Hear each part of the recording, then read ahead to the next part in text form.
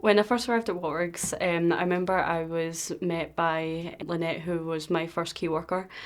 I remember coming into the lounge, I felt a little bit uncomfortable in a new space, but everyone was really welcoming and I wasn't made to feel judged, I wasn't made to feel left out like other places I'd been before. I didn't really have much expectations because I'd never lived on my own with any support, I never lived on my own, period.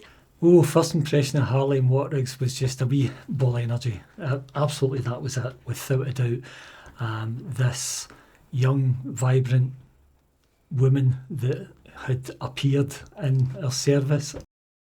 So I saw the opportunity for Blue Triangle as an assistant service manager in the Whatriggs service, and I thought, yeah, I'm going to go for that. And the thing that really drew me,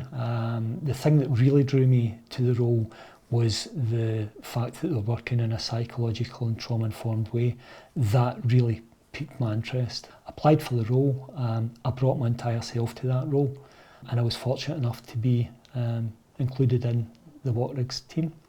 I remember a day when we were just having a cup of tea, and it was no long after I'd taken over that key worker role, and I actually opened up and I told you that I used to be a supported person in Blue Triangle, and when I was 16, and you were just like, wow, really? And I'm she's like, I would never have imagined that. And we spoke a wee bit about that and the shared experiences, and I remember you just started crying. I'm like, why are you crying? And you were just like, well, just because, like, you've opened up to me and you've told me that, and we just get that real connection. And you know, Harley knew that I knew where she was coming from, and you know, and you just looked at me with tears in your eyes and you said thank you, and I said, what for? And you went, for giving me hope, for making me see that the future's going to be okay. Yeah, you did give me a little hope too, Phil. I think what really helped me connect with our young people was being that 16-year-old in supported accommodation. I can remember so deeply how I felt that first night, first couple of days, the first week, and it was fear. I felt so scared. I can remember the pattern in the clothing, I can remember the pattern in the carpet, I can remember what colour my duvet was.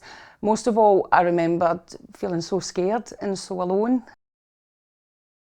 Something I've struggled for a long time due to anxiety is making phone calls. I've worried about how I speak, how I put things across, if it's being able to be understood by someone else. So I usually have another adult to make the phone calls for me. However, the past just under a year, I'd say, I've gotten a bit more used to making my own phone calls, whether it's to the doctor, to the dentist, anyone at all. I do still struggle. It's still hard. It's not like I'm phoning up with a smile on my face. But at the end of the day, you have to get on with things, and a fear is something you have to conquer every day, so why not start with a small one?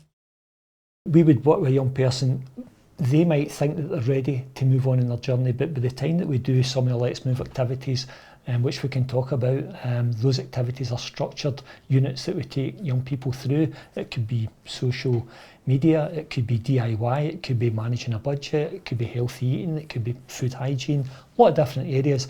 But they think they're tooled up. Then they realise actually maybe I'm not ready, so we can break that down, build it back up, give them the tools that they need to make their transition to interdependent living. It's difficult for a young person when they go through that door of their own home, and yeah, we're there to support them as well. However, when the door closes and it's them that's there, that can be exciting and frightening. We've all been there, but Harley knows that she's got the tools she needs to do that now, and she knows that we're always there for her, and we are always contactable. It doesn't matter if it's 3 o'clock in the morning, we're there, and we can do that. Yeah. You have been there, if you want to be precise. Always there. I've never been turned away. The phone's always on, no matter what time it is of the day. Even if it's a new staff member you might not have a relationship with, they'll still sit there and take time out of their day to talk to you and make sure you're alright. I've seen staff be busy doing key works or busy doing their logs, and they've taken the time to make sure you're alright, and it's probably the biggest support that I could ever ask for.